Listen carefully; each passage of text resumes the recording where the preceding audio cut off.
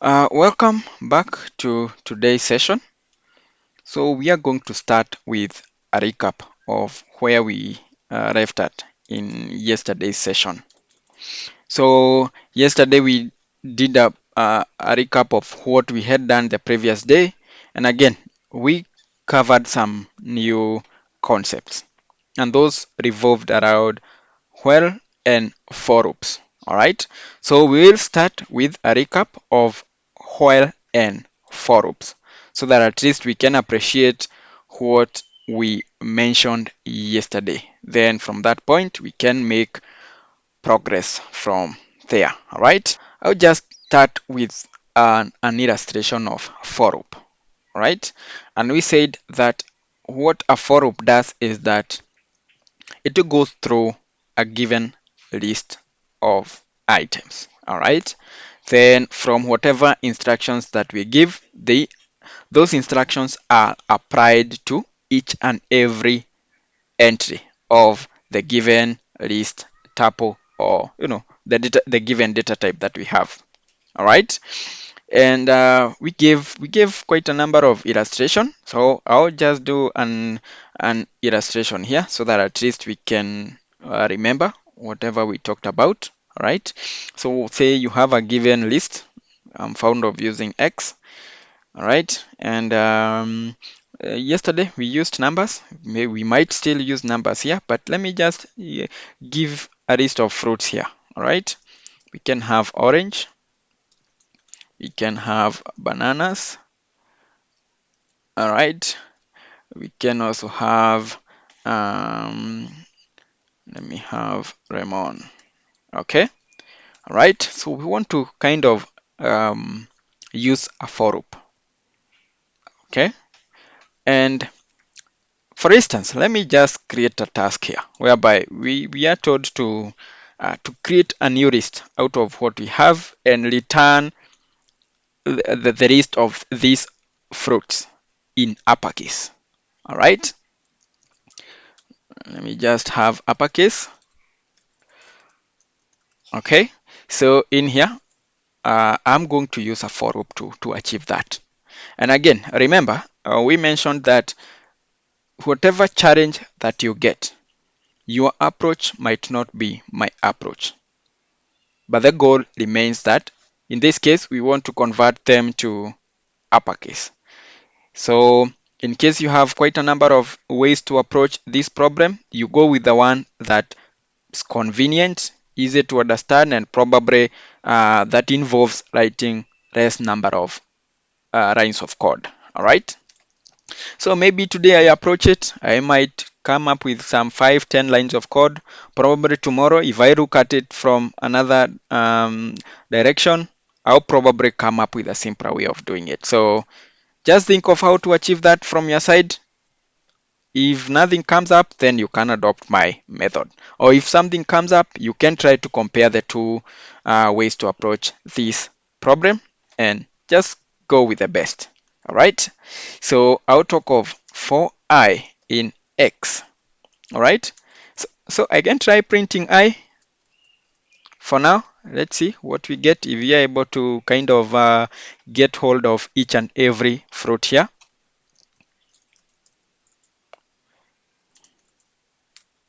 All right. So we see we are able to get hold of each and every fruit. All right. So in here again, I can just have an empty list. All right.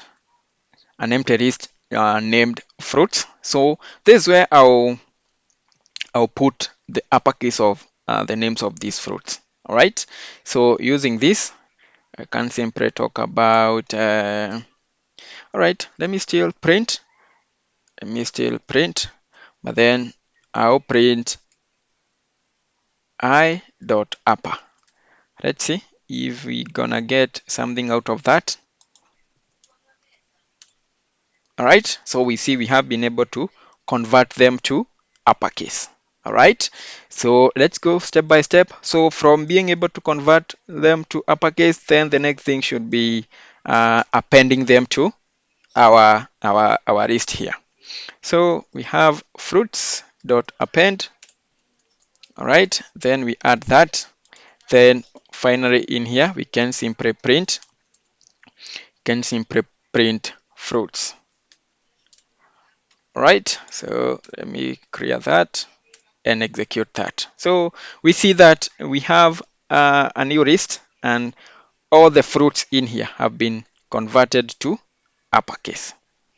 All right, so that's a basic illustration of how to go about interacting with for loops. And also remember, we are able to use for loop and other conditionals, if, else, and all that. All right, so in here, let me do that and try to let me see if we are able to get the length of each and every string. All right, so in this case, let me see. All right, so I want to try and kind of print the length of these fruits. So for orange, we expect to have 1, 2, 3, 4, 5, 6. All right, let's try that. All right, so something in here got okay. All right, so I needed not to print the last line here. So if I go back, all right, we have that. Again, we can also advance this one, not just mentioning the length. So we can mention, remember about the formatting string. All right, so let's talk about the fruit. We mentioned the fruit and the length of its name.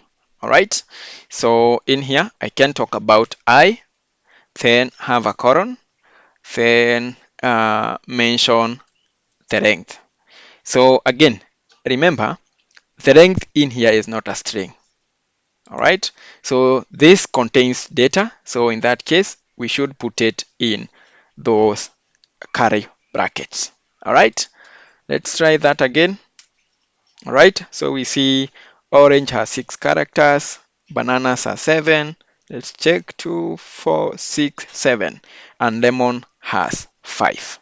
So basically, think of all the concepts that we have covered already. So as part of your practice, you can try making use of them here to just, see how these things are supposed to work, so that when you come to say a slightly complex scenario, you're able to play around with it until you get the expected outcome. All right, let's look at the while loop. All right, so we said that the while loop continues executing until a set condition becomes false. All right, so let's take an example. And we said we need to be a little bit cautious when executing a while loop, otherwise it might end up freezing our PCs. All right, so let's do a game, all right, whereby the winning number is 10. All right, so if you're supposed to select random numbers. If you happen to select 10, then you win. All right, so we want to request the user for some user input. All right, and if that input matches the winning number, then we consider them to have won that challenge. All right, so let me just start typing in some lines here. Then we are going to arrange them so that we can make use of the while loop. All right, so this user is supposed to input something. All right, enter your winning number. All right, so let me show you something. So in mind, we have already decided to use the while loop to to write our program. So think of it as an application, because whatever we are doing, we are creating an application, right? So in here we can set has won to false. All right, let's set some variable here to has won to false. All right. So our loop will continue executing as long as has won is false. All right. So we are going to talk about while. So while has won equals false. As long as this user has not won, while has won is equals to false. So as long as has won is false, please ask the user to import something. All right. Okay. Then in here we can make use of the if statement. We say if user. Okay. I want to remind you something here before even I proceed with the code here, because we might get errors. So allow me to pull my terminal here so that I remind you something before we proceed. All right. All right. So let me just have X. I have input. I want to take in a number. Enter a number. All right. So a number. Let me have 10. So if I type in just X to print it, we get 10. But I hope you can see this is a string. If you check on the type of these, we get it's a string. All right. So the reason why I have illustrated that is for you to know that. Let me bring back my console here. So X, we know that X, for now at least we acknowledge that X is a string. All right, and it's 10. So if we check if X is equals to 10, I mean, for now we don't have to use if, so let's talk of X is equals to 10 using the two equal sign. All right, so that gives us false, simply because X is a string for now. But then if we convert it to an integer, right, we get that integer of this string is equals to 10, and that's true. All right, so that tells us for us to be able to compare this input, all right, we need to convert it to an integer. So remember, we said you can do the conversion at this input level or convert it at this stage. All right, so let me just do that here. All right, then we are checking that if user is equals to win, the winning number, then in here, okay, I think something somewhere is wrong because my indentation is not working as expected. Let me see if I have. Okay, I'm not happy with my indentation. My indentation is not working as expected. Okay, let me just proceed. In case we get errors, I'll try to check it again.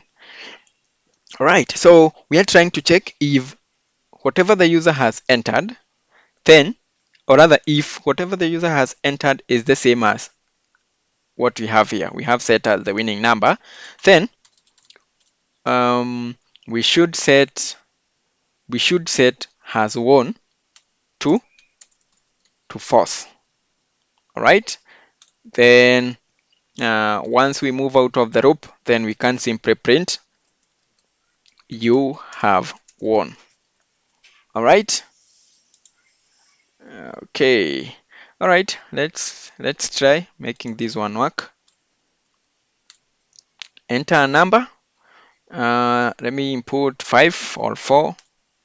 So it's not gonna let me win, or rather it will not exit out of that loop until we input the right number. Let me try again. 5, 6, 9, 10, okay, again I used 10, but things have not changed. Reason being, I hope you are seeing here, right? So I'm supposed to, if this user has entered the right number or the number that we set as the winning number, then this has won is supposed to be set to true, not false. That's why actually this loop will not have stopped. All right, so let me exit from this by pressing on Control C. All right, clear the screen and execute it again. So winning number 12, 34, 78, 10. All right, so we get that you have won. All right, once this number has, or rather the number that we entered has matched the winning number. All right, let me use 9 and try to give it a test. 1, 2, 3, 4, 5, 6, 7, 8, 9. All right, so I hope we see how it's working. So that's for while loop. All right, and again, we see we have used while loop and also the if statement here. So you are not restricted into combining all these kind of loops and the conditional statements. All right, as long as it will help you achieve your goal. Again, whenever you create, say, such a simple program, you should always subject it to quite a number of, quite a number of tests to ensure that once it gets to being used by users, it doesn't crash. For instance, we just tested with strings. In case I execute that again, instead of entering the winning number, I enter something like a string or something else, right? So we see that our system will crash simply because it tried converting this string to an integer. But again, we are not able to do that. So since it's not able to handle that, the system crashes. But then for now, let's just focus on the user entering the right thing. All right, we will see how to handle this before we complete this course, because it's something that should be taken care of. Actually, the user should, once they input such a thing, they should get a nice message telling them that, hey, we need you to input a winning number, not a string or your name or your email. All right, we have this other section whereby we are talking about break and continue statements, and we also have pass. All right, so that's something else that you'll be finding, or you might find yourself using. Right, let me start with pass. All right, so I'll still make use of that example of age being 10. All right, so in here, if you check if age is greater or equals to 18, then we should do something. All right, so let me just print the same thing above 18, just some simple strings in here, else print uh, below 18. All right, okay, so for instance, if you have such a program and you don't want to execute, say, whatever we have here. For instance, let's just test if this program is working as expected. Okay, all right, I need to use that. Okay, for now below 18, let me have 20. Works as expected. All right, so should you not be interested in executing this, even if it's true, but you still want whatever code that is there to remain, you can probably do comment out and have pass. All right, so should this execute or evaluate to true, it will just go silent. It will not do anything. All right, so let's test that.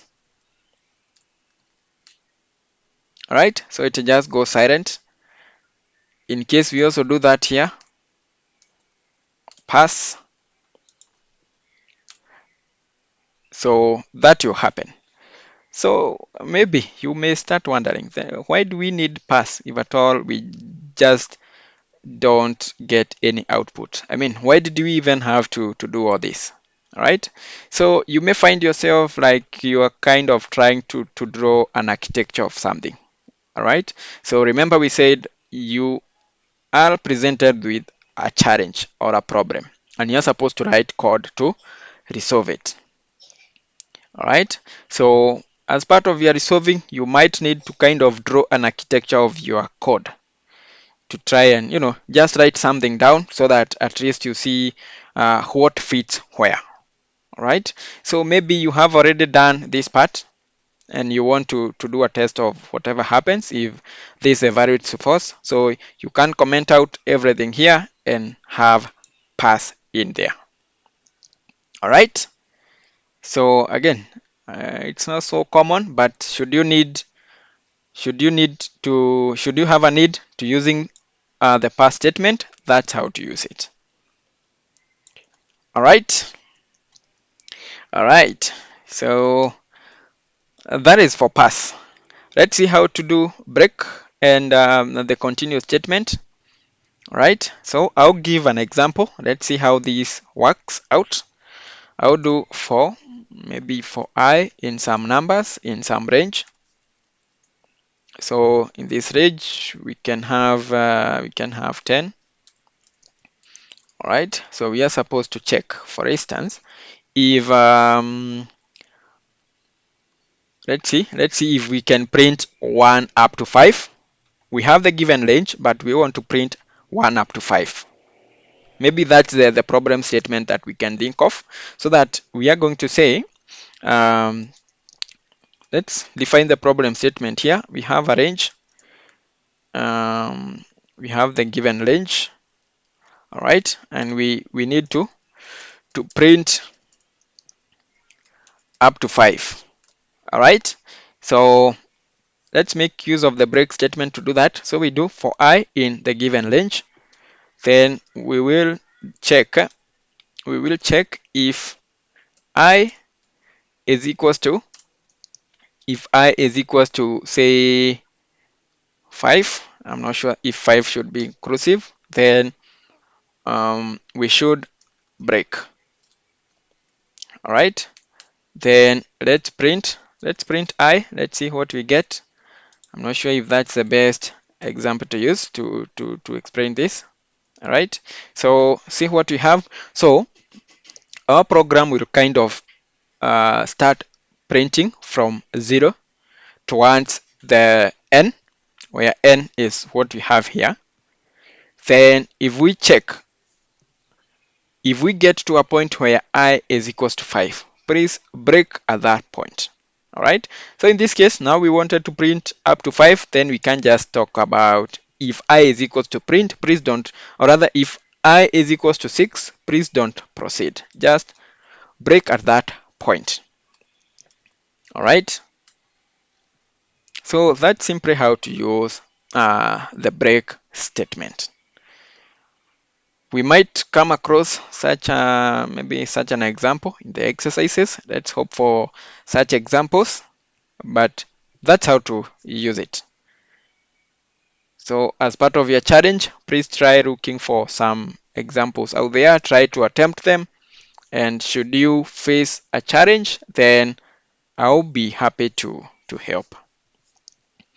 All right, so let's now look at continue, what it means by continue. All right, so think of, you have a range, you have the given range of numbers.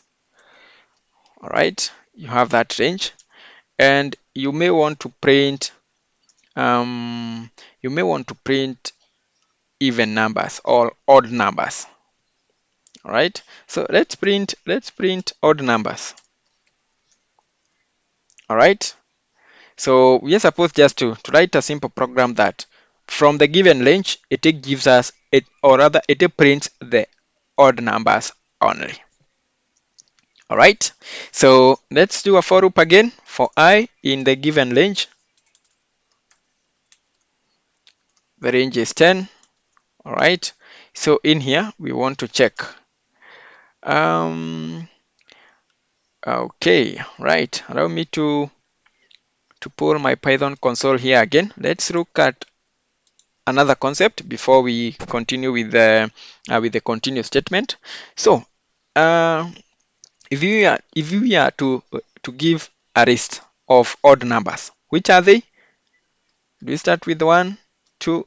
Is 2 an odd number? We have 3, we have 5, 7, 9. So basically, we said odd numbers are those numbers that are not divisible by 2. I hope that was the definition those years.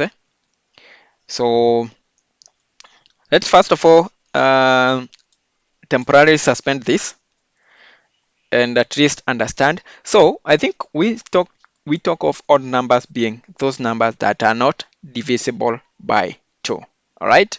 So when it comes to Python, how do you check if a number is divisible by 2? For instance, we know that 4 is divisible by 2. All right. But in case we want to do a divisibility test, we may be tempted to kind of talk of 4 divided by 2. All right. So it gives us 2. Right? Then if we check of 8, it gives us 4. All right? But we would need a kind of a uniform method that will return, say, a uniform value whenever this divisibility test passes. All right? And that test, I'm not sure if we mentioned it during the introduction to this course, but let's mention it now. So if you want to know if a number is divisible by 2, like kind of a uniform way, instead of dividing by 2, where we see we are getting different values, we can just have 4, then we make use of that percentage sign, 2. All right. So what this one does is that it gives us a remainder. All right. So in case you divide 4 by 2, what remains?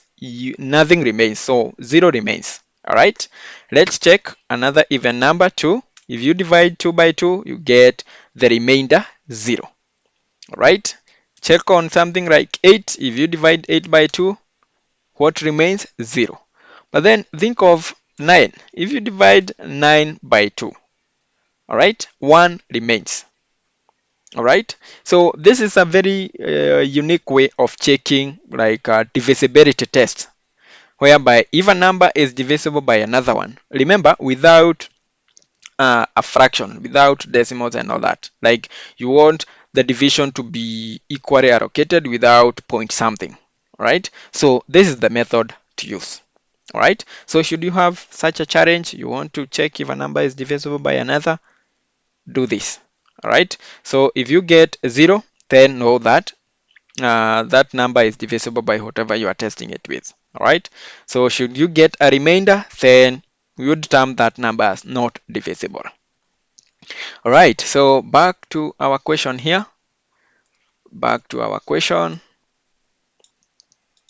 All right. So back to our question here. Let's see. So we want to kind of print odd numbers. All right. So let's do a check for the even numbers. So if I then do that by 2, again, now that we are using the if statement, we are not gonna have equal sign or rather equals to 0, right? Remember, we need to use the equal to, not just the equals when using the if statement. All right. So do that. All right. So in case whatever, or rather, in case I is divisible by 2, please continue. Don't do anything. Keep going. All right. Then print the next number that is not divisible by 2. All right. Or odd number in that case. All right. So in this case, I'll print I. All right. Let's do a test. All right. So we see that we have gotten the odd numbers. So that is what it does. It will be kind of roping through the given range. Then it will check, it will do a divisibility test of 2. And if whichever entry or this entry that comes in is divisible by 2, then it moves on to the next one. And that's how, or rather that's just an illustration of how the continue statement is used. All right. We are going to look for some more use cases, but again, I haven't seen this being so popular, But should you have a challenge that requires such approach, then there you have it. I would want us to look at something else. Nested conditionals, right?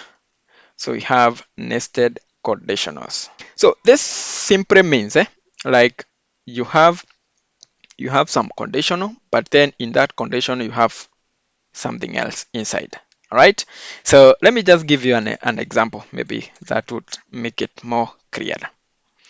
So you have a scenario whereby, like, let me create a scenario like, okay, all right. So there is a system that we are supposed to create here that checks if you are 18 years.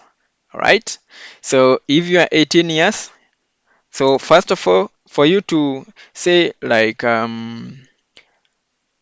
okay, all right. So think of it like the operations of a bank. All right. So one, for you to have your own bank card, at least you need to be 18 years of age. All right. This is the scenario I'm creating. Then once you are 18 and you happen to have a bank card or bank account number, if you get to 25 years, then we can give you a loan. All right. So you first of all have to be 18 years old for you to be allowed to open a bank account. All right. Then once you get a bank account, if you get to 25 years, say you can get say 1 million as a loan. All right. But then if you get to 55 years, you can get 10M as a loan. All right. So we have, so in case you are 18 years old, you qualify to open a bank account. So in case you are less than that, you don't qualify. Let's work with such a scenario. So in case you are 18, you can open, but should you get at 25, you qualify to 1M, getting to 55, 10M. So I want us to create this simple program here. We are going to check if I'll check if age. So let me declare my age here. I am 12 years old for now.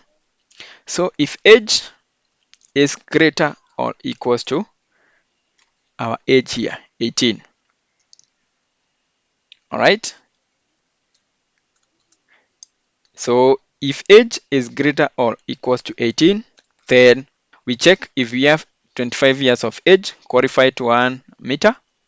If we have 55 to 10 mic. So for now, let me use pass there. All right. So else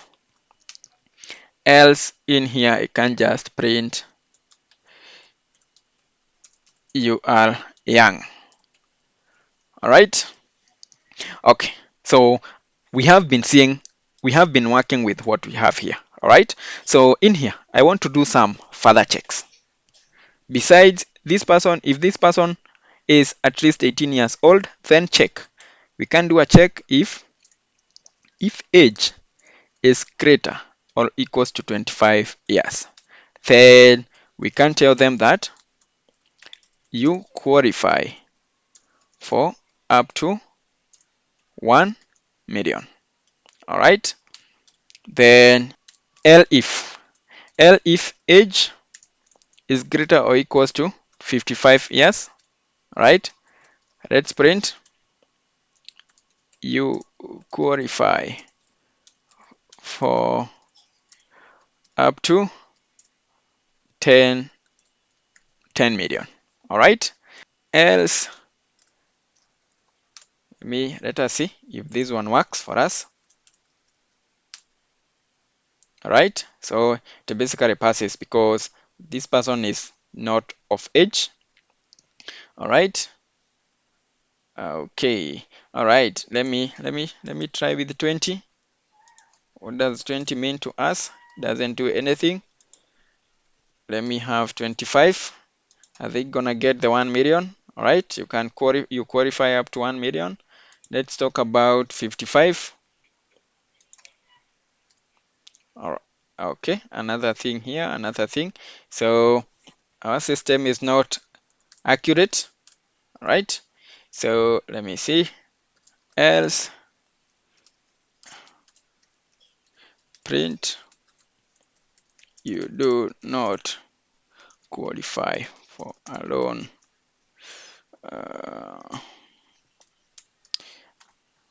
I'm almost thinking that that should be it. All right. Let me think of 17. You are young. 18. You do not qualify for a loan simply because you are 18 years of age. Yes, but you have not passed this test. Okay. Let me do 25. Qualify up to 1M. This person is 30. Qualify up to 1M. Let's do 55. Okay. So again. So, okay. So in here then, let me see if we can have the bound here. So we can talk about if age is greater or equals to 25 and age should be less than 55. All right.